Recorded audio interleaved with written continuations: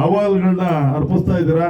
ಖಂಡಿತ ನಿಮ್ಮ ಗ್ರೀನೆಸ್ಟ್ ಬಡಾವಣೆ ಮೊನ್ನೆ ಶಾಸಕರ ಮನೆಗೆ ನೀವೆಲ್ಲ ಏನು ಹೋಗಿದ್ರಿ, ಆ ಒಂದು ಅವತ್ತೇನೆ ಬೆಳಗ್ಗೆ ಕರೆದ್ಬಿಟ್ಟು ನಮ್ಮ ನಿರ್ಮಿತಿ ಕೇಂದ್ರದವ್ರನ್ನ ಕರೆದ್ಬಿಟ್ಟು ಗಣೇಶಣ್ಣ ಫಸ್ಟ್ ಹೋಗಿ ಅದನ್ನ ಸರ್ವೆ ಮಾಡಿಸಿ ಅಂದರು. ನಾನು ಕೆಂಪರಾಜ ಬಂದು ಪ್ರತಿಯೊಂದು ವಾರ್ಡಲ್ಲೂ ನಾವು ಸರ್ವೆ ಮಾಡಿ ಎಲ್ಲ ರೋಡನ್ನು ಒಂದೇ ಸಾರಿ ತಗೊಳಕ್ಕಾಗಲ್ಲ, ಹಂತವಾಗಿ ತಗೊಂತೀವಿ. ಇವ್ರು ಯಾರೋ ಒಬ್ರು ಹೇಳಿದ್ರು ಖಾತೆ ತೊಂದರೆ ಆಗ್ತಾ ಇದೆ ಅಂತ, ಖಾತೆನ ಆನ್ಲೈನ್ ಮಾಡಿದ್ದೀವಿ. ನೀವು ಯಾರು ಫಸ್ಟ್ ಕೊಟ್ಟಿರ್ತೀರ ಅವ್ರಿಗೆ ಫಸ್ಟ್ ಪ್ರಿಫರೆನ್ಸ್ ಆಗ್ತದೆ. ಯಾರ ಹತ್ರ ನೀವು ಹತ್ರ 100 ರೂಪಾಯಿ ಕೊಡಬೇಡಿ, ಡೈರೆಕ್ಟಾಗಿ ಬಂದು ನಿಮ್ಮ ಡಾಕ್ಯುಮೆಂಟ್ ಎಲ್ಲನೂ ಸ್ಕ್ಯಾನ್ ಮಾಡಿಸಿ ನಿಮ್ಗೊಂದು ನಂಬರ್ ಕೊಡ್ತಾರೆ. ಇದ್ರ ಮೇಲೆ ನಾವು ನಂಬರ್ ಕೊಡ್ತಾರೆ, ತಗೊಂಡ್ರೆ ಸೀದಾ ಡೈರೆಕ್ಟಾಗಿ ಅದು ಅದ್ರ ಪಾಡಿಗೆ ಅದು RI-ಯಿಂದ RO ಹೋಗುತ್ತೆ, RO-ಯಿಂದ ಕಮಿಷನರ್ ಆಗಿರಕ್ಕೆ ಬಂದು ನಿಮ್ಗೆ ಪ್ರಿಂಟ್ ಆಗಿ ಕೊಡ್ತಾರೆ. ನಾವು ಅಧಿಕಾರಕ್ಕೆ ಬಂದಾಗಿಂದ ಸಾಹೇಬರು ಒಂದು ಮಾರ್ಗದರ್ಶನದಲ್ಲಿ ಯಾರ ತವನು ನಿಷ್ಪಕ್ಷವಾಗಿ ಅಲ್ಲಿ ಯಾವುದೂ ಲಂಚಾವತಾರ ನಡೆದಂಗೆ ನಾವು ಮಾಡ್ತಾ ಇದ್ದೀವಿ. ಕಂಡಂಗೆ ನಡೀತಾ ಇರ್ತದೆ. ನೀವೇ ತಗೊಂಡೋಗಿ ಯಾರೋ ಒಬ್ಬರು ಬ್ರೋಕರ್ ಕೊಟ್ರಿ ಅಂದ್ರೆ ಅವ್ನು ಕಾಸಿಲ್ದೆ ಅವ್ನು ಕೆಲಸ ಮಾಡ್ತಾನ. ನೀವು ಅದನ್ನೇ ತಗೊಂಡೋಗಿ ಡೈರೆಕ್ಟಾಗಿ ಅಪ್ಲೈ ಮಾಡಿ. ಇವತ್ತಾಗೋದು ಇನ್ನೊಂದು ವಾರಕ್ಕಾಗಲಿ ಏನು ತೊಂದರೆ ಇಲ್ವಲ್ಲ, ಒಂದು ವಾರ ನಿಮ್ಮ ಮನೆ ಯಾರು ಬಂದು ಕಿತ್ಕೊಂಡು ಹೋಗಲ್ವಲ್ಲ. ದಯಮಾಡಿ ಅದನ್ನ ಆನ್ಲೈನಲ್ಲಿ ಅಪ್ಲೈ ಮಾಡಿ. ಈ ಒಂದು ಲಂಚಕ್ಕೆ ಭ್ರಷ್ಟಾಚಾರಕ್ಕೆ ನಿರ್ಮೂಲನೆ ಕೊಡುವಂತ ಕೆಲಸ ಸಾರ್ವಜನಿಕರಾಗಿ ನೀವು ಸಹಿತ ನಿಮ್ಮ ಜವಾಬ್ದಾರಿ ಇದೆ, ನೀವು ಅದನ್ನ ಮಾಡಬೇಕು. ಎಲ್ಲ ಗೌರವಾನ್ವಿತ ಮಹಾಜನತೆಗೆ ನನ್ನ ನಮಸ್ಕಾರಗಳನ್ನು ತಿಳಿಸ್ತಾ, ನೀವೆಲ್ಲರೂ ಪ್ರೀತಿಯಿಂದ ನನ್ನನ್ನು ಅಭಿಮಾನದಿಂದ ಭವ್ಯವಾಗಿ ಸ್ವಾಗತ ಮಾಡೋದಕ್ಕೆ ತಮ್ಮೆಲ್ಲರಿಗೂ ಧನ್ಯವಾದಗಳನ್ನು ಸಮರ್ಪಿಸ್ತಾ, ವೇದಿಕೆ ಮೇಲೆ ಇದೊಂದು ಕೆಂಪಣ್ಣ ಮತ್ತು ನಮ್ಮ ಬಡಾವಣೆಯ ಕುಂದುಕೊರತೆಗಳು, ಅಭಿವೃದ್ಧಿಗೆ ಸಂಬಂಧಪಟ್ಟಂಥ ಸಮಸ್ಯೆಗಳನ್ನು ನೀವು ನೋಡಬೇಕು ಅಂದಾಗ ನಾನು ನಿಮ್ಮ ಅಭಿವೃದ್ಧಿಯ ಸಮಸ್ಯೆಗಳನ್ನು, ನಿಮ್ಗೆ ಆಗ್ತಾ ಇರ್ತಕ್ಕಂಥ ತೊಂದರೆಗಳನ್ನು ನಾನೇ ಖುದ್ದು ನೋಡ್ತೀನಿ ಅಂತ ಭರವಸೆಯನ್ನು ಕೊಟ್ಟಿದ್ದೆ. ಆದರೆ ಇಲ್ಲಿ ಸಭೆ ಏರ್ಪಾಡು ಮಾಡಿದ್ದೀರಾ. ಸಭೆ ಏರ್ಪಾಡು ಮಾಡೋದಕ್ಕಿಂತ ವಾಸ್ತವವಾಗಿ ಕೆಲಸ ನೋಡಿದರೆ ಇನ್ನೂ ಹೆಚ್ಚಿಗೆ ಅದಕ್ಕೆ ಅರ್ಥ ಬರ್ತಿತ್ತು. ಆದರೆ ಇದು ಏನು ತಪ್ಪಲ್ಲ, ತಮ್ಮ ಅಭಿಮಾನ, ತಮ್ಮ ಸಮಸ್ಯೆಗಳನ್ನ ಹೇಳ್ಕೊಳ್ಳಿಕ್ಕೆ ಒಂದು ವೇದಿಕೆಯನ್ನು ಒದಗಿಸ್ಕೊಟ್ಟಿದ್ದೀರಾ. ನೀರಿನ ಅನುಕೂಲ ಇದೆ, ಬೀದಿ ದೀಪದ ವ್ಯವಸ್ಥೆ ಇದೆ, ನಮಗೆ ಮೋರಿ ವ್ಯವಸ್ಥೆ ಕರೆಕ್ಟ್ ಆಗಿದೆ. ಮಳೆ ಬಂತು ಅಂದ್ರೆ ಮಕ್ಕಳುಗಳು ಸೊಳ್ಳೆ ಒಂದೊಂದು ದಿನ 2 ದಿನ ನಿಂತ್ಕೊಳುತ್ತೆ. ನಿಂತು ಸೊಳ್ಳೆಗಳು ಸಿಕ್ಕಾಬಿಟ್ಟೆ, ಮಕ್ಕಳುಗಳಿಗೆಲ್ಲ ತೊಂದರೆ. ಈಗಿನ ಆರೋಗ್ಯದ ವಿಚಾರದಲ್ಲಿ ಹೋಲಿಸ್ಕೊಂಡ್ರೆ 3 ದಿನ 4 ದಿನ ಅಡ್ಮಿಟ್ ಆಗ್ಬಿಟ್ಟು ಬರ್ತಾ ಇದ್ದಾರೆ. ಸೊ ಮಳೆ ನೀರು ಹೋಗಕ್ಕೆ ಮತ್ತೆ ನೀರು ಹೋಗಕ್ಕೆ ಸ್ವಲ್ಪ ವ್ಯವಸ್ಥೆ ಮಾಡ್ಕೊಡ್ಬೇಕು ಸರ್. ನನ್ನ ಅವಧಿಯ ಕೊನೆಯ ಹಂತದಲ್ಲಾದರೂ ಆ ನೀರನ್ನು ಲಿಫ್ಟ್ ಮಾಡಿಸ್ಲಿಕ್ಕೆ ಅನುದಾನವನ್ನು ಮಂಜೂರು ಮಾಡಿಸ್ಕೋಬೇಕು ಅಂತ ಪ್ರಯತ್ನ ಮಾಡ್ತಾ ಇದ್ದೀನಿ. ಅದ್ರ ನಿರಂತರವಾಗಿ ನನ್ನ ಹೋರಾಟ ಇದೆ. ಆದರೆ ನೆಲಮಂಗಲಕ್ಕೆ ಕಾವೇರಿ 6ನೇ ಹಂತದಲ್ಲಿ ಬೆಂಗಳೂರು ಮತ್ತು ಅದರ ಉಪನಗರಗಳು BMRD ವ್ಯಾಪ್ತಿಯ ಏನು ಪ್ರದೇಶ ಇದೆ ಅವುಗಳಿಗೆ ಶಾಶ್ವತವಾಗಿ ಕುಡಿಯೋ ನೀರನ್ನು ಕೊಡಬೇಕು ಅಂತ ನಮ್ಮ ಸರ್ಕಾರದಲ್ಲಿ ತೀರ್ಮಾನ ಮಾಡಿಸಿದ್ದೀವಿ. ನೀರಂತೂ ಕಾವೇರಿ ನೀರನ್ನು ರಿಸರ್ವ್ ಮಾಡಿಸ್ತಕ್ಕಂಥ ಕೆಲಸವನ್ನು ಮಾಡಿದ್ದೇನೆ ಅಂತಕ್ಕಂಥದ್ದನ್ನು ನಿಮ್ಮ ಮುಂದೆ ಹೇಳ್ತೇನೆ. ಆಫೀಸ್ಗೆ ಹೋಗ್ಬೇಕಾದ್ರೆ ಎಷ್ಟು ರಿಸರ್ವ್ ಕಾಣ್ತಾರೆ ಅಂದರೆ, ನಾವು ಹೋಗ್ತಾರೆ ಆಚೆ ಇಟ್ಕೊಳ್ರಿ, ಒಂದು ಈ ಖಾತೆಗೆ ಹೋಗ್ರಿ, ಅಲ್ಲವರು ಪ್ರೋಗ್ರೆಸ್ ಕಳಿಸಲ್ಲ. ನಮಗೇನು ಗೊತ್ತು, ನಮಗೆ ಗೊತ್ತು ಅಲ್ಲೋಡು ಇಲ್ಲೋಡು ಸುಮಾರು ಸುತ್ತ ಹೋಗ್ಬೇಕು ಸರ್.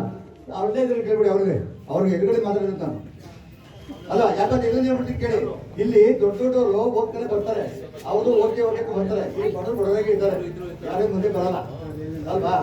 ನಾನು ಅದನ್ನ ಕೇಳಕ್ ಹೋದ್ರೆ ಸುಮಾರು 3 ತಿಂಗಳು ಕಾಲು ಆಕ್ಸಿಡೆಂಟ್ ಆಗಿ ಮಾಡಿದೀನಿ. ಆದ್ರೂ ಕೂಡ ಯಾರು ಕಳಿಸ್ಲಿಲ್ಲ ಅಲ್ವಾ. ಇದು ಯಾರು ಕಾಣಲ್ಲ ಯಾರಿಗೂ. ನಮ್ಮ ಪಂಡಾಗ ಇದ್ದೀವಿ. ನಾನು ಸ್ವಂತ ಬಂದು ಕನಕಪುರ, ನಾನು ಬಂದು 30 ವರ್ಷ ಆಯ್ತು ಇಲ್ಲಿಗೆ, ಇಲ್ಲೇ ಮದುವೆ ಆಗಿರೋದು ನಾನು. ಕನಕಪುರ ಅಂತ ಸಂಜೆ ಕೊರಟಿ ಡಿಕೆಶ್ ಅವ್ರ ಪಕ್ಕನೆ ಅವ್ನ ತಮ್ಮ ಟ್ರಾನ್ಸ್ಲೆಟ್ ಸಿಕ್ಕಿರ್ಲಿಲ್ಲ ಮಾತಾಡ್ತಾ ಇದೀವಿ. ಹಾಗಾಗಿ ಯಾರು ಬರಲ್ಲ ಮುಂದೆ. ಯಾಕಂತ ತುಳಿದು ಬಿಡ್ತಾರೆ ಈ ಬಡವ್ರ ಬಗ್ಗೆ. ಯಾಕಂದ್ರೆ ಅವ್ರಿಗೆ ಮುಂಕು ಧೈರ್ಯ ಇರಲ್ಲ, ಅದಕ್ಕೋಸ್ಕರ 75 ಭಾಗ ಮಾಡಿದ್ದೀನಿ. 25 ಭಾಗ ಅದೇ. ಅದಕ್ಕೂ ಟೈಮ್ ಬೇಕು. 30 ವರ್ಷದಿಂದ ಒಂದೇ ಸಾರಿ ತೆಗೆದ್ರೆ ನಾನು ಅದನ್ನ ತೆಗಿ ಅಂತ ಹೇಳ್ತಾರೆ ಸರ್. ಎಲ್ಲ MLAಗಳು ಅವ್ರ ಹತ್ರ ಅಧಿಕಾರಿಗಳ ಹತ್ರ ದುಡ್ಡು ತಗೊಂಡು ಅವ್ರ ಹತ್ರ ಕೈಯೊಡ್ಡಿ ಅವ್ರು ಈಡಾಗಿ ಜನರ ಕಷ್ಟ ಕೇಳೋದನ್ನ ಅಧಿಕಾರಿಗಳಿಗೆ ತಾಕೀತು ಮಾಡಿರಲಿಲ್ಲ. ನಾನು ಹಂತವಾಗಿ ಮಾಡ್ಕೊಂಡು ಬರ್ತಾ ಇದ್ದೀನಿ. ಒಂದೇ ಸಾರಿ ಮಾಡೋಕ್ಕೂ ಆಗಲ್ಲ, ಸರ್ಕಾರಗಳು ಸ್ಪಂದಿಸ್ಬೇಕು. ಎಲ್ಲರೂ ಒಂದೇ ಸಾರಿ ಟ್ರಾನ್ಸ್ಫರ್ ಮಾಡೋಕ್ಕಾಗಲ್ಲ, ಆಯ್ತಾ. ಅಂಥವ್ರೆಲ್ಲ ತೆಗ್ಸಿದ್ದೀನಿ. ಇನ್ನೂ ಸ್ವಲ್ಪ ದಿನ ತೆಗ್ಸಾದ್ಮೇಲೆ ಎಲ್ಲ ಆಯ್ತದೆ. ನಿಮ್ಗೆ ಏನಾದ್ರು ಕೆಲಸ ಆಗಲ್ಲ, ಸ್ಪಂದಿಸಲ್ಲ ಅಂದರೆ ನನಗೆ ಫೋನ್ ಮಾಡಿರಿ, ನಮ್ಮ PA ಫೋನ್ ಮಾಡಿರಿ, ಕೇಳಿ. ಫಸ್ಟು ನಾನು ಅಧಿಕಾರಿಗಳಿಗೆ ಹೇಳಿರೋದು, ನನ್ನ ಕ್ಷೇತ್ರದ ಜನತೆಗೆ ಗೌರವ, ಆಮೇಲೆ ಕೆಲಸ ಗೌರವನೇ ಕೊಡ್ದಿರ ನೀವು ಕೆಲಸ ಮಾಡ್ಕೊಡಕ್ಕೆ ಗೌರವ ಕೊಡಿ ಅಂತ ಹೇಳಿ ಯಾರು ಆ ಥರ ಮಾಡವ್ರೆ ಕರೆಸಿ ಮಾತಾಡ್ತೀವಿ. ಗೊತ್ತಿದ್ದವ್ರದ್ದು ಯಾವುದೂ ಇಲ್ಲ.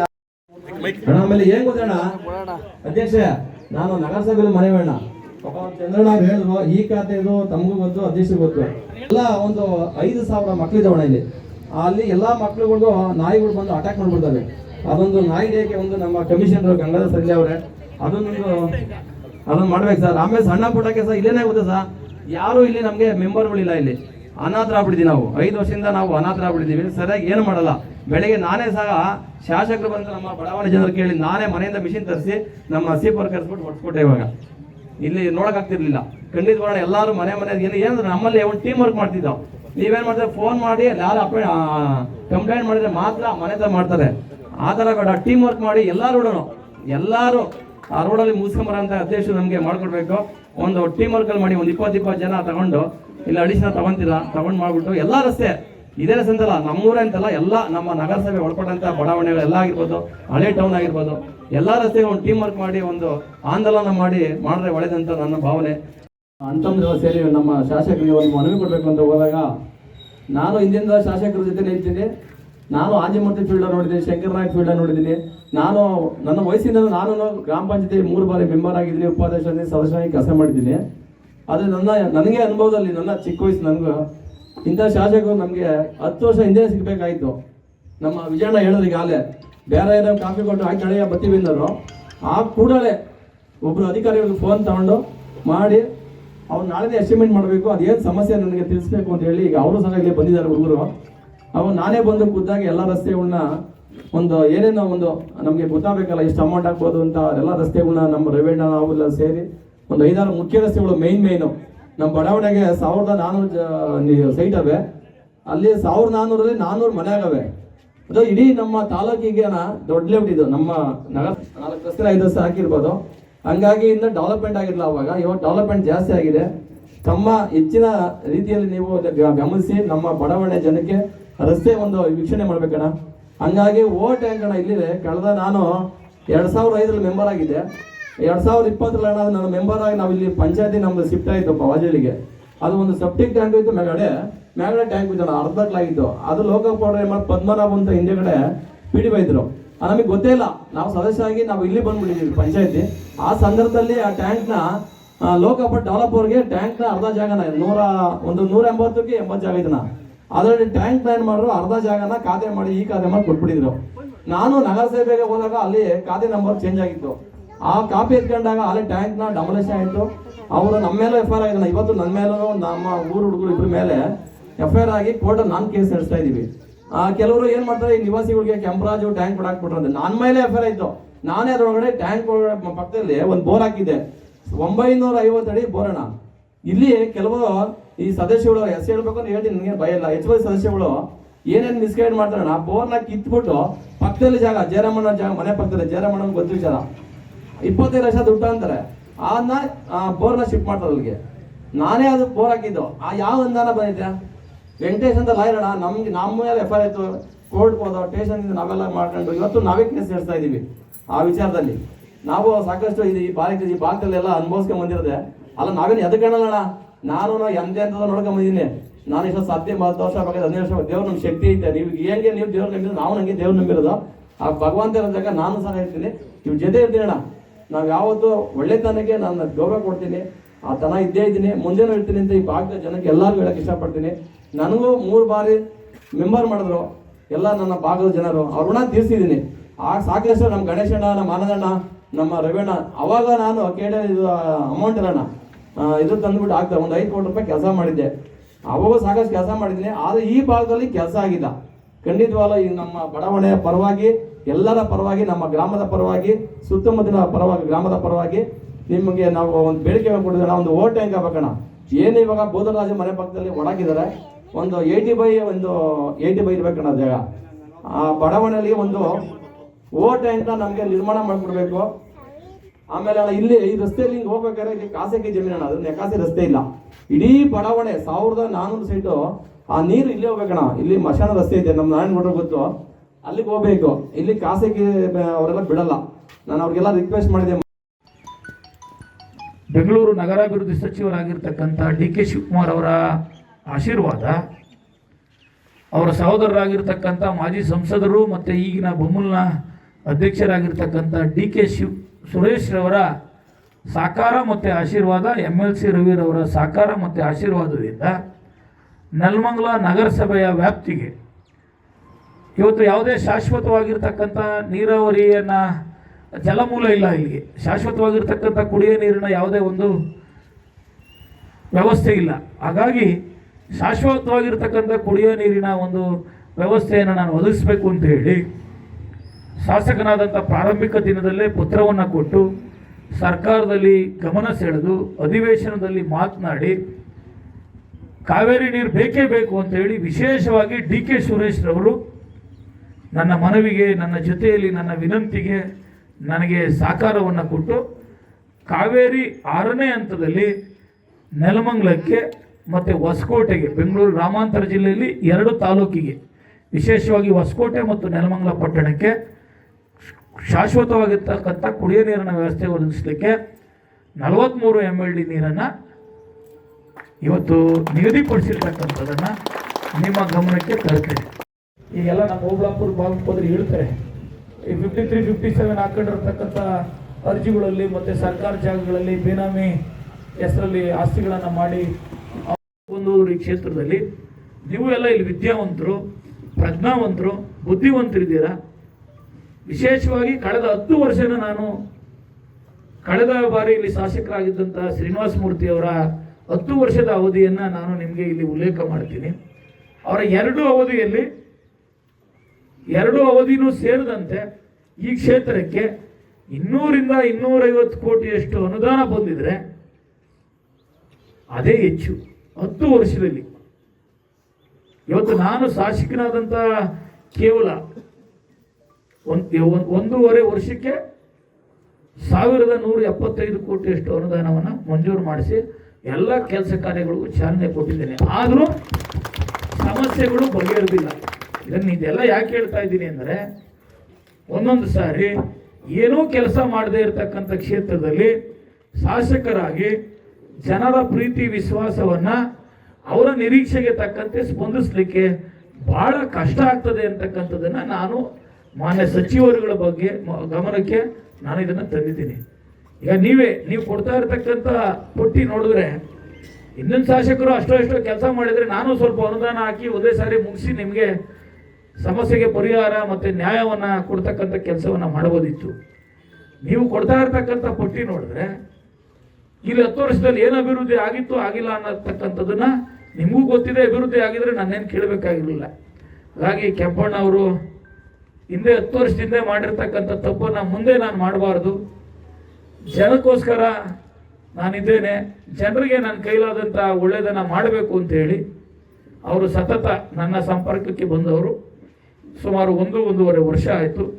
ಆ 1.5 ವರ್ಷದಿಂದ ನಾನು ಅತ್ಯಂತ ಅಭಿಮಾನದಿಂದ, ಪ್ರೀತಿಯಿಂದ, ಭಾಳ ಸಂತೋಷದಿಂದ ಹೇಳ್ತೇನೆ, ಕೆಂಪಣ್ಣ ಅವರ ಸ್ವಂತ ಕೆಲಸವನ್ನು ಒಂದು ದಿನವೂ ಕೇಳಲಿಲ್ಲ. ಇದನ್ನು ನೀವು ವೇದಿಕೆಯಲ್ಲಿ ನಾನು ಹೇಳಲಿಕ್ಕೆ ಸಂತೋಷ ಆಯಿತು. ಯಾಕೆ ಅಂತಂದರೆ ಅವ್ರು ಕೇಳಿರ್ತಕ್ಕಂಥದ್ದು ಎಲ್ಲ ಅವ್ರ ಗ್ರಾಮಕ್ಕೆ ಸಂಬಂಧಪಟ್ಟಿದ್ದು, ಅವರ ಬಡಾವಣೆಗಳಿಗೆ ಸಂಬಂಧಪಟ್ಟಿದ್ದು ಕೆಲಸವನ್ನು ಕೇಳಿದ್ದಾರೆ. ಖಂಡಿತ ಅಂಥ ಒಬ್ಬ ಜನಪ್ರತಿನಿಧಿಯನ್ನು 3 ಸಾರಿ ಸದಸ್ಯರಾಗಿದ್ದಂಥವ್ರನ್ನ ಈ ಭಾಗದ ಜನ ನೀವು ಪಡೆದಿರ್ತಕ್ಕಂಥದ್ದು ಪುಣ್ಯ ಅಂತ ನಾನಾದರೂ ಭಾವಿಸ್ತೀನಿ.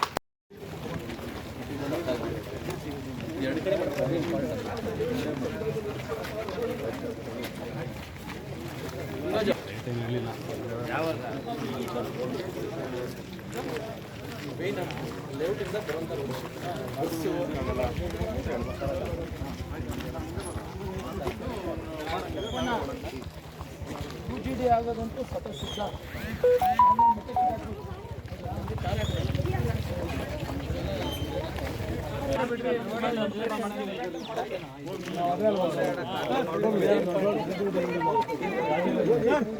1,06,00,000 ಅದು ಮಾಡ್ಬೇಕಾ ಇದನ್ನ ಮಾಡ್ಬೇಕಾ? ಇದು ಸಪರೇಟ್ ಕೊಡೋಣ ನೀವು ಇದಕ್ಕೆ ಎಷ್ಟು ಕೊಡ್ತೀರಾ? 1 ಕೋಟಿ ಬೇಕು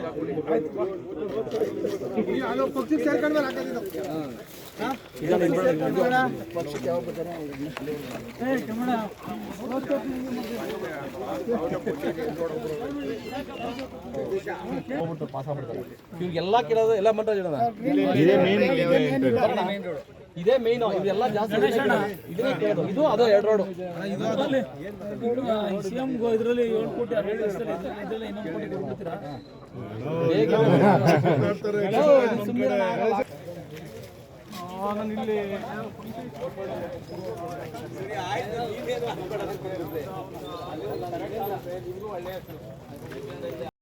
ಹಿಂದೆ ಅಂದ್ರೆ ಭಾನುವಾರ ಇರಬೇಕು ಬಹುಶಃ. ಈ ಎಲ್ಲ ಸಮಸ್ಯೆ ಇದೆ ಅಂತ ನೀವೆಲ್ಲ ಕೂತು ಬಂದು ನನ್ನ ಭೇಟಿ ಮಾಡಿದ್ರಿ. ಆದರೆ ಅದಕ್ಕೂ ಮುಂಚೆನೆ ಈ ಭಾಗದಲ್ಲಿ ಸಮಸ್ಯೆ ಇರ್ತಕ್ಕಂಥದ್ದನ್ನು ನನಗೆ ಕೆಂಪಣ್ಣ ಅವರು ನನ್ನ ಗಮನಕ್ಕೆ ತಂದಿದ್ರು. ಸಮಸ್ಯೆ ಇರ್ತಕ್ಕಂಥದ್ದು ನನಗೆ ಮೊದಲೇ ಕೆಂಪಣ್ಣ ಅವರಿಂದ ಮಾಹಿತಿ ಇತ್ತು. ಇದು ಯಾಕೆ ಹೇಳ್ತಾ ಇದ್ದೀನಿ ಅಂದರೆ, ಕೆಂಪಣ್ಣ ಅವರು ಈ ಭಾಗದ ಸಮಸ್ಯೆಗಳನ್ನು ಬಗೆಹರಿಸಲಿಕ್ಕೆ ಮುಂಚೂಣಿಯಲ್ಲಿದ್ದರು. ಅವರು ಸದಾ ನನ್ನನ್ನು ಕೇಳ್ತಾ ಇದ್ದಿರ್ತಕ್ಕಂಥದ್ದು ಏನು ಅಂದರೆ, Vajarahalli main road ಕೇಳ್ತಿದ್ರು, MG road ಕೇಳ್ತಿದ್ರು, ಮತ್ತು ನೀವು ವಾಸ ಮಾಡ್ತಾ ಇರ್ತಕ್ಕಂಥ ಗ್ರೀನ್ ಲೇಔಟ್ ಏನೈತೆ ಅದೆಲ್ಲ ಅಫಿಷಿಯಲ್ಸ್ ಅವರೇ, ಎಲ್ಲ ಎಜುಕೇಟೆಡ್ಸ್ ಅವರೇ ಈ ಭಾಗದಲ್ಲಿ ಸಮಸ್ಯೆನ ಬಗೆಹರಿಸ್ಕೊಡ್ಬೇಕಣ್ಣ ಅಂತ ಕೇಳ್ತಿದ್ರು. ಆಯ್ತಣ್ಣ, ನಾನು ಶಕ್ತಿ ಮೀರಿ ಮಾಡ್ತೀನಿ ಅಂತ ಮಾತನ್ನು ಅವ್ರಿಗೆ ನಿಮ್ಮ ಬಡಾವಣೆಯಿಂದ ಏನು ಬಂದಿದ್ರು ಅವರ ಅನುಪಸ್ಥಿತಿಯಲ್ಲಿ ನಾನು ಅವರಿಗೆ ಮಾತನ್ನು ಕೊಟ್ಟಿದ್ದೆ. ಇವೆಲ್ಲ ಬಂದಾಗ ನಾನಿವತ್ತು ಬೇರೆ ಯಾವ ಕಾರ್ಯಕ್ರಮವೂ ಹಾಕೊಳ್ಳೋದು ಬೇಡ. ಸುಮಾರು ಹಲವಾರು ಗ್ರಾಮ ಪಂಚಾಯತ್ ವ್ಯಾಪ್ತಿಯಲ್ಲಿ ಭೂಮಿ ಪೂಜೆ ಮಾಡಬೇಕಾಯಿತು. ಎಲ್ಲ ಸಮಯ ಕೇಳಿದ್ರು, ನಾನು ಕೊಡಲಿಲ್ಲ. ಈ ಭಾಗದಲ್ಲಿ ಸುಮಾರು 1400 ಸೈಟ್ ಇದ್ದಾವೆ, 400ರಿಂದ 500 ಮನೆಗಳು ಈಗಾಗಲೇ ಇಲ್ಲಿ ಮನೆ ಕಟ್ಕೊಂಡು ವಾಸ ಮಾಡ್ತಾ ಇದ್ದಾರೆ ಅಂದಾಗ ಇದಕ್ಕೆ ಹೆಚ್ಚಿಗೆ ಸಮಯ ಕೊಟ್ಟು ಸಾರ್ವಜನಿಕರ ಸಮಸ್ಯೆ ಕೇಳಬೇಕು. ಸಮಸ್ಯೆ ಕೇಳಿ ಆ ಸಮಸ್ಯೆಯನ್ನು ಹಂತವಾಗಿ ಪ್ರಾಶಸ್ತ್ಯದ ಆಧಾರದ ಮೇಲೆ ಯಾವುದು ತುಂಬ ತುರ್ತು ಇದೆ ಅದನ್ನು ಬಗೆಹರಿಸಲಿಕ್ಕೆ ನಾನೇ ಭೇಟಿ ಕೊಡಬೇಕು ಅಂತ ಹೇಳಿ ನಿಮಗೆ ಸಾಮಾನ್ಯವಾಗಿ ನಾನು ಸಮಸ್ಯೆ ಎಲ್ಲಿರ್ತದೆ ಅಲ್ಲಿ ಜಾಸ್ತಿ ಸಮಯ ಕೊಡ್ತೀನಿ. ಸಮಸ್ಯೆ ಎಲ್ಲಿರೋದಿಲ್ಲ ಅಲ್ಲಿ ಅಲ್ಲಿ ಅಗತ್ಯತೆ ಏನೈತೆ ಅದಕ್ಕೆ ಅಷ್ಟೇ ಸಮಯ ಕೊಡ್ತಕ್ಕಂಥದ್ದು. ಸಮಯ ರಾಜಕಾರಣಿಗಳಿಗೆ, ವಿಶೇಷವಾಗಿ ಸಂಸದರಿಗೆ, ಶಾಸಕರಿಗೆ, ಮಂತ್ರಿಗಳಿಗೆ ಭಾಳ ಅತ್ಯಮೂಲ್ಯವಾಗಿರ್ತಕ್ಕಂಥದ್ದು. ನಾನು ಈ ಸಂದರ್ಭದಲ್ಲಿ ನಿಮಗೆ ಒಂದು ಮಾತನ್ನು ಹೇಳಬೇಕಾಗ್ತದೆ. ಅದು ಸಂತೋಷದಿಂದನೂ ಹೇಳಬೇಕಾಗ್ತದೆ, ತಮಾಷೆಯಾಗೂ ಹೇಳಬೇಕಾಗ್ತದೆ. ಏನಿಷ್ಟೆಲ್ಲ ಸಮಸ್ಯೆಗಳು ಈಗ ಸುಮಾರು ಸೌಮ್ಯ ಅವರ ತಮ್ಮ ಸಹನ ಅವರು ಹೇಳ್ಬೇಕಾದ್ರೆ ಹೇಳಿದ್ರು, 8 ವರ್ಷ ಆಯಿತು ಮದುವೆ ಆಗಿ, 6 ವರ್ಷದಿಂದ ಇಲ್ಲಿದ್ದೀನಿ. ಸುಮಾರು ಜನ 16 ವರ್ಷಗಳಿಂದ ಇಲ್ಲಿ ಮನೆ ಕಟ್ಕೊಂಡು ವಾಸ ಮಾಡ್ತಾ ಇದ್ದೀವಿ. ಈ ಬಡಾವಣೆಯಾಗಿ 40 ವರ್ಷ ಆಯಿತು. ಮೂಲಭೂತ ಸೌಕರ್ಯಗಳಿಲ್ಲ ಅಂತ ಏನು ಹೇಳಿದ್ರ ಅದಕ್ಕೆ ತಮಾಷೆಗೆ ಒಂದು ಮಾತು ಹೇಳ್ತೀನಿ. ಈ ಸಮಸ್ಯೆ ಇನ್ನೂ ನಿರಂತರವಾಗಿ ಹೆಚ್ಚಿಗೆ ಏನು ಇನ್ನೂ ಜೀವಂತವಾಗೈತೆ ಅದಕ್ಕೆಲ್ಲ ನಮ್ಮ ಕೆಂಪಣ್ಣ, ರಾಜಣ್ಣ ಅವ್ರ ಕೊಡುಗೆ ಐತೆ ಅಂತ ಭಾವಿಸ್ತೀನಿ. ಯಾಕಂದ್ರೆ ಇವ್ರ ಹಿಂದೆ ಈ 2 ಸಾರಿ ಒಳ್ಳೆಯವ್ರನ್ನ ಶಾಸಕರು ಮಾಡಿದ್ರೆ, ಏನೋ ಎಷ್ಟೋ ಕೆಲಸ ಮಾಡೋರನ್ನ ಶಾಸಕರನ್ನ ಮಾಡಿದ್ರೆ ಇವತ್ತು ನನಗೂ ಇಷ್ಟೊಂದು ಸಮಸ್ಯೆ ಗೊತ್ತಾ ಇರಲಿಲ್ಲ. ನಿಜಕ್ಕೂ ಒಂದೊಂದು ಸಾರಿ ಏನು ಅನಿಸ್ತೈತೆ ಅಂದರೆ, ನಾನು ಆಗಲೇ ನಮ್ಮ ಮಂತ್ರಿಗಳ ಹತ್ರ, ನನ್ನನ್ನು MLA ಮಾಡಿದಂಥ ರಾಜ್ಯ ಮಟ್ಟದ ಲೀಡರ್ಗಳ ಹತ್ರ ನಾನು ಪ್ರಸ್ತಾಪ ಮಾಡಿದ್ದೇನೆ. ಸರ್, ನೆಲಮಂಗಲ ಕ್ಷೇತ್ರದ ಜನತೆ ಆಶೀರ್ವಾದದಿಂದ, ನಿಮ್ಮಗಳ ಆಶೀರ್ವಾದದಿಂದ ಇವತ್ತು ಶಾಸಕನಾಗಿದ್ದೀನಿ. ಸಂತೋಷ ಇದೆ. ನಾನು ಶಕ್ತಿ ಮೀರಿ ಕ್ಷೇತ್ರಕ್ಕೆ ಸೇವೆ ಮಾಡ್ತಾ ಇದ್ದೀನಿ. ಆದರೆ ನನ್ನ ಕ್ಷೇತ್ರದಲ್ಲಿರ್ತಕ್ಕಂಥ ಸಮಸ್ಯೆಗಳನ್ನು ನೋಡಿದ್ರೆ ಜನ ಯಾವ ಊರಿಗೆ ಹೋಗಿ ಕೇಳಿದ್ರು, ಯಾವ ಊರಲ್ಲಿ ಕೆಲಸ ಮಾಡಿದ್ದೀನಿ ಆ ಊರಿನಲ್ಲಿ ಮಾಡದೇ ಇರೋಂಥ ಊರು ಇದೆ, ಮಾಡ್ತಾ ಇರ್ತಕ್ಕಂಥ ಹೆಚ್ಚಿಗೆ ಗ್ರಾಮಗಳು ಇದ್ದಾವೆ. ಅಲ್ಲೆಲ್ಲವೂ ಸಹ ಎಷ್ಟು ಮಾಡಿದ್ರು ಕೆಲಸ, ನಾನು 1 ಕೋಟಿ ಹಾಕಲಿ, 2 ಕೋಟಿ ಹಾಕಲಿ, 50 ಲಕ್ಷ ಹಾಕಲಿ, ಆ ಗ್ರಾಮದಲ್ಲಿ ಸಮಸ್ಯೆಗಳು, ಅಭಿವೃದ್ಧಿ ಕೆಲಸಗಳು ಇನ್ನೂ 10 ವರ್ಷ ಮಾಡಿದ್ರು ಸಾಲೋದಿಲ್ಲ. ಅಷ್ಟು ಸಮಸ್ಯೆಗಳು ನನ್ನ ಗಮನಕ್ಕೆ ತರ್ತಾವ್ರೆ. ನಾನು ಒಂದು ಹಂತದವರೆಗೂ ಸರ್ಕಾರದ ಇತಿಮಿತಿಯಲ್ಲಿ ನಾನು ಒಬ್ಬನಿಗೆ ಶಾಸಕ ಅಲ್ಲ, 224 ಜನ ಇದ್ದೀವಿ. ಅದರಲ್ಲಿ 52,000 ಕೋಟಿ ಗ್ಯಾರಂಟಿಗೆ ನಮ್ಮ ಕ್ಷೇತ್ರದ ಜೊತೆಗೆ ರಾಜ್ಯಕ್ಕೆ 52,000 ಕೋಟಿ ಅನುದಾನ ಅಭಿವೃದ್ಧಿಗೆ ಹೊರತಾಗಿ ಒಂದು ಸಾಮಾಜಿಕ ಭದ್ರತೆಯನ್ನು ನಾವು ಒದಗಿಸಬೇಕು, ಜನತೆಯ ಬದುಕಿಗೆ ಒಂದು ಭದ್ರತೆಯನ್ನು ಒದಗಿಸಬೇಕು ಅಂತ ಹೇಳಿ ನಮ್ಮ ಸರ್ಕಾರ ಮಾಡ್ತಾ ಇರ್ತಕ್ಕಂಥ ಸಂದರ್ಭದಲ್ಲಿ ನಾನು ಈ ಕ್ಷೇತ್ರಕ್ಕೆ ಹೆಚ್ಚಿಗೆ ಅನುದಾನವನ್ನು ತರಲಿಕ್ಕೆ ಮಾಡ್ತಕ್ಕಂಥ ಪ್ರಯತ್ನದಲ್ಲಿ ಇವತ್ತು 1,175 ಕೋಟಿ ಅನುದಾನ, ನಾನು MLA ಆಗಿ 2 ವರ್ಷ 3 ತಿಂಗಳಾಯಿತು, 2 ವರ್ಷಕ್ಕೆ 1,175 ಕೋಟಿಯಷ್ಟು ಅನುದಾನವನ್ನು ಈ ಕ್ಷೇತ್ರದ ಅಭಿವೃದ್ಧಿಗೆ ತಂದಿದ್ದೇನೆ. ಶಾಸಕರು ಬಂದು ಸಲಪ್ರೈಸ್ ಮಾಡೋಗಿದ್ದಾರೆ, ಏನೆಲ್ಲ ಆಶ್ವಾಸನೆ ಕೊಟ್ಟಿದ್ದಾರೆ? ನೋಡಿ, ನಾವು ಭಾನುವಾರ ಗ್ರೀನ್ನೆಸ್ ಲೇಔಟ್ನ ಓನರ್ಸ್ ವೆಲ್ಫೇರ್ ಅಸೋಸಿಯೇಷನ್ ಅಂತ ಮಾಡ್ಕೊಂಡಿದ್ದೀವಿ, ರಿಜಿಸ್ಟರ್ಡು. ಇವರು ಮತ್ತು ಕೆಂಪಣ್ಣವ್ರ ನೇತೃತ್ವದಲ್ಲಿ ನಮ್ಮ ಲೇಔಟಲ್ಲಿ ಏನು ರಸ್ತೆ, ಚರಂಡಿ, ಬೀದಿ ದೀಪ ಸಮಸ್ಯೆ ಇತ್ತು ಅದನ್ನು ಶಾಸಕರ ಗಮನಕ್ಕೆ ತರಲೇಬೇಕು ಅಂತ ನಾವೆಲ್ಲರೂ ಸುಮಾರು ಒಂದು 25-30 ಜನ ನಾವು ಶಾಸಕರ ಮನೆಗೆ ಹೋಗಿ ಭಾನುವಾರ ಬೆಳಗ್ಗೆ ಒಂದು 8:30 ನಾವು ನಮ್ಮ ಮೀಟಿಂಗ್ 8 ಗಂಟೆಗೆ ಒಂದು ಭೇಟಿ ಮಾಡಿದ್ವಿ. ಅಲ್ಲಿ ಹೋದಾಗ ಶಾಸಕರು ಈ ಮೊದಲೇ ಕೆಂಪಣ್ಣವ್ರು ನಮಗೆ ನಿಮ್ಮ ಸಮಸ್ಯೆಯನ್ನು ಹೇಳಿದ್ದಾರೆ, ಆದರೂ ನೀವೆಲ್ಲ ಬಂದಿದ್ದೀರಾ, ನಿಮ್ದೇನು ಸಮಸ್ಯೆ ಅಂತ ಕೇಳಿದ್ರು. ನಾವು ನಮ್ಮ ಲೆಟರ್ಡಲ್ಲಿ ನಮ್ಮ ಸಮಸ್ಯೆಗಳು, ನಮ್ಮ ಲೇಔಟ್ ಟ್ರಸ್ಟ್ ಏನಿದೆ ಅದು ಲೆಟರ್ಡಲ್ಲಿ ನಮ್ಮ ಸಮಸ್ಯೆಗಳೆಲ್ಲ ಕೊಟ್ವಿ. ತಕ್ಷಣವೇ ಅವರು ಹಿಂದೆ ಮುಂದೆ ಯೋಚನೆ ಮಾಡ್ದೇ ಅಲ್ಲೇ ಇಂಜಿನಿಯರ್ಗೆ ಫೋನ್ ಮಾಡಿದ್ರು, ನಾಳೆ ಕೆಂಪಣ್ಣವ್ರು ಬರ್ತಾರೆ, ಯಾವ್ಯಾವ ರೋಡ್ ಇವ್ರಿಗೆ ಟಾಪ್ ಪ್ರಯಾರಿಟಿ ಇದೆ ಅದನ್ನೆಲ್ಲ ಎಸ್ಟಿಮೇಟ್ ಮಾಡಿ, ಕೆಂಪಣ್ಣವರೇ ನೀವು ಬುಧವಾರ ನೀವು ನಿಮ್ಮ ಲೇಔಟಲ್ಲಿ ಒಂದು ಸಭೆ ಇಟ್ಕೊಳ್ಳಿ, ನಾನು ಜನರ ಅಹವಾಲು ಕೇಳೋಕ್ಕೆ ಬರ್ತೀನಿ, ನಿಮ್ಮ ಸಮಸ್ಯೆಗಳನ್ನು ನೋಡ್ತೀನಿ, ಕೂತು ಬಗೆಹರಿಸ್ತೀನಿ ಅಂತ ಹೇಳಿದ್ರು. ಅದೇ ರೀತಿ ಕೊಟ್ಟು ಮಾತಿನಂತೆ ಇವತ್ತು ಬೆಳಗ್ಗೆ 11:30 ಟೈಮ್ಗೆ ಬಂದು ಇಲ್ಲಿವರೆಗೂ ಸುಮಾರು 3 ಗಂಟೆ ಕಾಲ ಇವತ್ತು ನಿವಾಸಿಗಳ ಪ್ರತಿಯೊಬ್ಬರು ನಿವಾಸಿಗಳ ರೋಡ್ಗೂ ಹೋಗಿ ಖುದ್ದು ಪರಿಶೀಲನೆ ಮಾಡಿ, ಅಲ್ಲೇ ಸ್ವತಃ ಇಂಜಿನಿಯರ್ಗಳಿಗೆ, ನಗರಸಭೆ ಅಧ್ಯಕ್ಷರುಗಳಿಗೆ, ಕಮಿಷನರ್ಗಳಿಗೆ ಅಲ್ಲೇ ಡೈರೆಕ್ಷನ್ ಕೊಟ್ಟು ಈ ರೋಡ್ಗಳು ಟಾಪ್ ಪ್ರಯಾರಿಟಿಯಲ್ಲಿ ಮುಗಿಬೇಕು ಅಂತ ಸ್ಟ್ರಿಕ್ಟಾಗಿ ಡೈರೆಕ್ಷನ್ ಮಾಡಿದ್ದಾರೆ. ಮತ್ತು ಏನಿಲ್ಲಿ ಮೋರಿ ಸಮಸ್ಯೆ, ಅದು ನೀರೇನು ತಿಳ್ಕೊಂಡಿತ್ತು, ಆ ನೀರನ್ನೆಲ್ಲ ಇಮ್ಮಿಡಿಯೇಟಾಗಿ ಅದನ್ನು ತೆಗಿಬೇಕು, ಇವರೆಲ್ಲ ಜನರಿಗೆ ಯಾವುದೇ ರೀತಿ ತೊಂದರೆ ಆಗಬಾರ್ದು ಅಂತ ಇವತ್ತು ಅವ್ರಿಗೆ ಸೂಚನೆ ಕೊಟ್ಟಿದ್ದಾರೆ. ಹಾಗಾಗಿ ಇವತ್ತು ನಮ್ಮೆಲ್ಲ ಲೇಔಟ್ ಅವರಿಗೆ ಇವತ್ತು ಒಂದು ಒಳ್ಳೆಯ ದಿನ ಅಂತ ಹೇಳಕ್ಕೆ ಬಯಸ್ತೀನಿ. ಇಷ್ಟು ವರ್ಷದಲ್ಲಿ ಕೂಡ ಈ ಸಮಸ್ಯೆಗಳನ್ನ ಯಾರೂ ಕೂಡ ಬಗೆಹರಿಸಿರಲಿಲ್ಲ. ಇವತ್ತು ಶಾಸಕರು ನಾವು ಭೇಟಿ ಮಾಡಿದ 3 ದಿನಕ್ಕೆ ಬಂದು ನಮಗೆಲ್ಲ ಒಳ್ಳೆಯ ಸುದ್ದಿ ಕೊಟ್ಟು ಸಮಸ್ಯೆ ಬಗೆಹರಿಸ್ತೀನಿ ಅಂತ ಹೇಳಿ. ಓಕೆ ಅನ್ನೋದು ಗೊತ್ತಿರ್ತದೆ ನನಗೆ. ಸರ್ ಹೇಳಿ ಸರ್.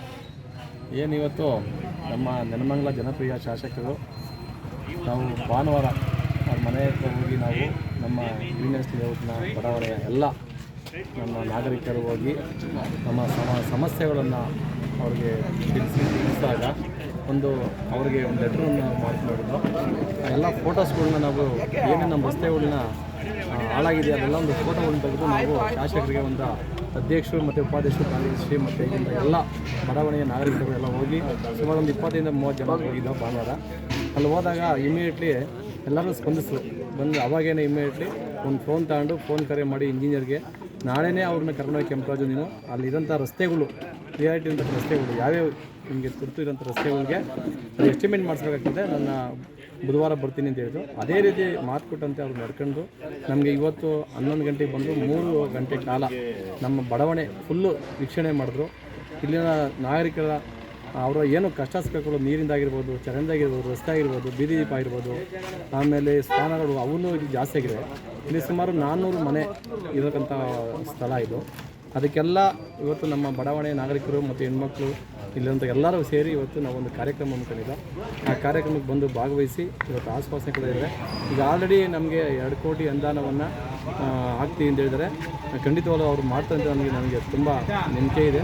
ಅದೇ ರೀತಿ ನಮಗೆ ಶಾಸಕರು ಇವತ್ತು ಮಾಡ್ಕೊಟ್ಟು ಭರವಸೆ ಕೊಟ್ಟಿದ್ದಾರೆ.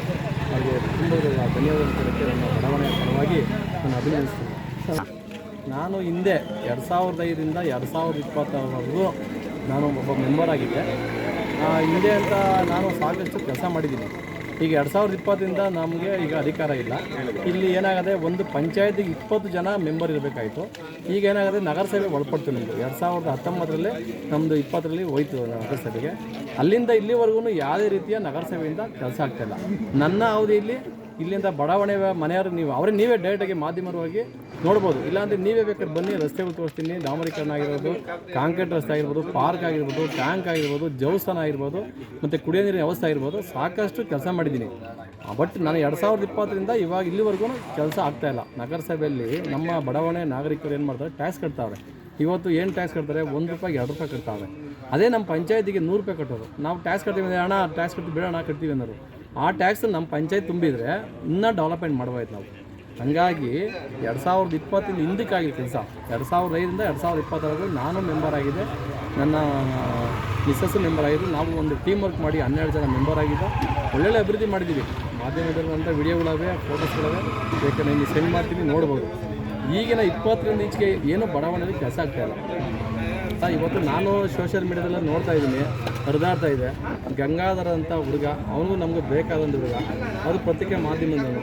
ಅವನು ನ್ಯೂಸ್ ಮಾಡೋದು, ಈಗ ನಂದು ಮಾಡ್ತಾನೆ, ನಿಮ್ಮದು ಮಾಡ್ತಾನೆ, ಎಲ್ಲರೂ ಮಾಡ್ತಾನೆ. ಕಾನೂನು ಏನಾದ ಅವ್ರಿಗೆ ತಿಳುವಳಿಕೆ ಇರೋದು ಮಾಡ್ತಾರೆ, ಒಳ್ಳೆ ರೀತಿಯಲ್ಲಿ ಮಾಡ್ತಾನೆ. ಅದನ್ನು ನಮ್ಮ ಜಗದೀಶ್ ಅವರು ನನ್ನ ಅಣ್ತಮ್ಮ ಅದು ಮಾತಾಡೋದು ಸರಿ ಇಲ್ಲ. ಆಮೇಲೆ ಧಮಕಿ ಹಾಕೋದು ಅದು ಖಂಡನೆ. ಅದು ಒಬ್ಬ ಪತ್ರಿಕರ ಮೇಲೆ ಹೋಗಿ ಇವತ್ತು ನಿಮ್ಮೇಲೂ ಮಾಡ್ಬೋದು, ಗಂಗಾಧರ ಅಂತನಲ್ಲ, ಯಾರು ಬೇಕಲ್ಲ ಮಾಡ್ಬೋದು. ಅವರು ತಾಲೂಕು ಅಧ್ಯಕ್ಷ ಅವರೇ, ಹಿರಿಯರು, ಅವರು ಉತ್ಸಾಹಿಗಳು, ಅವರು ಇನ್ನೂ ತಿಳ್ಕೊಬೇಕು. ಈಗ ನನಗಿನ್ನ ದೊಡ್ಡವರ ಚಿಕ್ಕರ ಗೊತ್ತಿಲ್ಲ. ಅವರು ನಮ್ಮ BJP ಜಿಲ್ಲಾ ತಾಲೂಕು ಅಧ್ಯಕ್ಷರು. ಇವೆಲ್ಲ ಬೇಡ, ಇನ್ನೂ ಚಿಕ್ಕ ವಯಸ್ಸಿದೆ, ನಿಮಗೆ ಮುಂದೆ ಅವಕಾಶ ಇದೆ. ಇನ್ನು ಜನರಲ್ಲಿ ಬೆರಿಬೇಕು, ಒಳ್ಳೊಳ್ಳೆ ಕೆಲಸ ಮಾಡಲಿ. ನಮಗೇನು ಅದಾಗೇನು ಹೊಟ್ಟಿರಲ್ಲ. ಈಗ ಶಾಸಕರು ಸಾಕಷ್ಟು ಕೆಲಸ ಮಾಡ್ತಾರೆ, ಅದ್ರ ಬಗ್ಗೆ ಅವ್ರಿಗೂ ಗೊತ್ತು. ಈಗ ಸುಮ್ಮನೆ ಅಪಪ್ರಚಾರ ಮಾಡ್ತಾರೆ. ಆ ಋಷಭಾವತಿ ನೀರಿಂದ ಬಂದೇ ಇಲ್ಲ, ಅದು ಋಷಭಾವತಿ ಬಗ್ಗೆ ಹೇಳ್ತಾರೆ. ಋಷಭಾವತಿ ಬರಲಿ, ಫಸ್ಟು ಬಂದಮೇಲೆ ಅದು ಕರೆಕ್ಟಾಗಿ ಐತೆ ಇಲ್ವೋ ಚೆಕ್ ಮಾಡೋಣ. ಇನ್ನು ಬರೋಕ್ಕೆ ಮುಂಚೆನೇ ಅದು ಹೋರಾಟ ಮಾಡ್ತೀವಿ ಅಂತಾರೆ. ಈಗ ಮೊನ್ನೆ ಶಾಸಕರ ಬಗ್ಗೆ ಅವರೇ ಮಾತಾಡ್ತಾರೆ.